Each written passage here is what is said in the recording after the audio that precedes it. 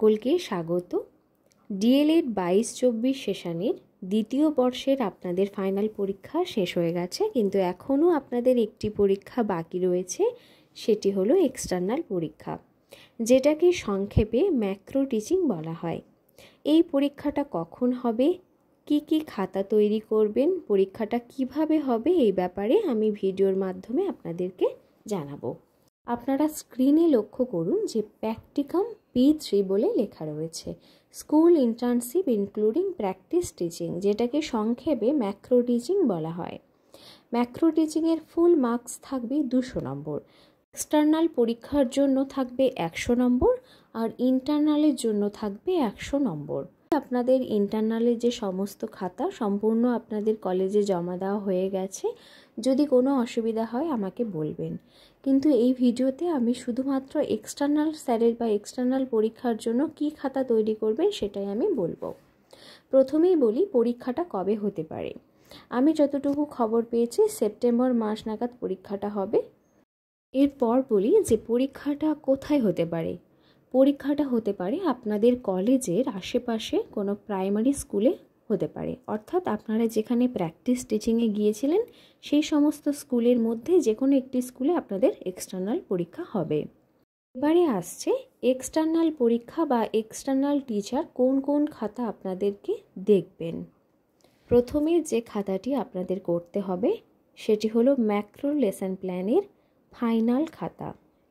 যে খাতাটির মধ্যে 4টে সাবজেক্টের ম্যাক্রো লেসন প্ল্যান তৈরি করবেন। 4টে সাবজেক্ট কি? বাংলা, ইংরেজি, গণিত আর পরিবেশ। এই 4টে বিষয়ের 4টে ম্যাক্রো লেসন প্ল্যান করবেন একটি খাতার মধ্যে। এই খাতাটির মার্কস থাকবে টোটাল 30 নম্বর। এরপর আপনাদেরকে এক্সটার্নাল টিচারের সামনে ডেমো দিতে হবে।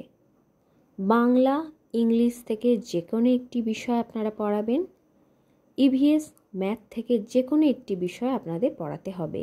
এই দুটো ডেমোর জন্য আপনাদের মার্কস থাকবে 50 নম্বর।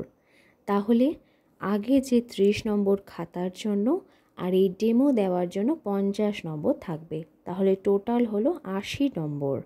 এবার আমি আপনাদেরকে বলি, যদি পারেন অবশ্যই কিন্তু 4টে সাবজেক্টের যে লেসন প্ল্যান করেছেন তার 4টে টিএলএম করে নিয়ে গেলে তো খুবই ভালো হয়, কিন্তু অবশ্যই যদি নাই পারেন তাহলে দুটো অবশ্যই করে নিয়ে যাবেন। আর খুব সুন্দরভাবে পরিষ্কার পরিচ্ছন্নভাবে খাতাটি তৈরি করবেন। এক্সটার্নাল স্যার আপনাদের পড়াটা দেখবেন বড়জোর 5 থেকে 10 মিনিট বা তার কমও হতে পারে। আপনাদের এই পড়ানোর সময় টিএলএম বা চার্ট যেগুলো নিয়ে যাচ্ছেন, টিএলএম চার্ট মডেল, এগুলোর ব্যবহার করে আপনাদের পড়াতে হবে। খুব সুন্দরভাবে উপস্থাপন করবেন যাতে টিচার ভীষণভাবে খুশি হয়।